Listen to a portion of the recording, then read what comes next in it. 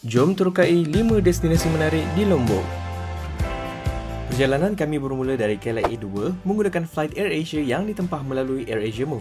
Antara destinasi menarik yang kami pergi ialah air terjun Senang Gila dan Teo Kelep.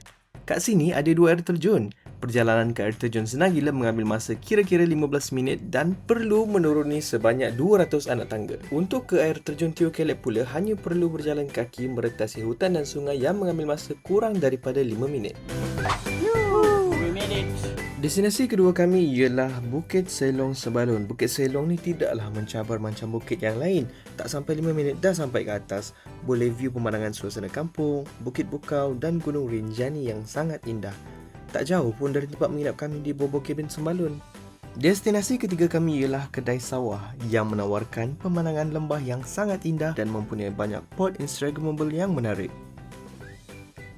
Destinasi keempat kami ialah ke Villa Hantu. Nak cakap berhantu atau tak tu tak pastilah, tapi ini adalah tapak projek terbengkalai di tepi tebing terletak di Dusun Setanggi, Lombok Utara. Tak jauh pun dari tempat menginap kami di Raja Villa Lombok Resort yang saya tempah melalui AirAsia Move. Destinasi kelima kami ialah Bukit Merisik yang terletak di Madalika, Lombok Tengah berdekatan dengan Lombok Airport.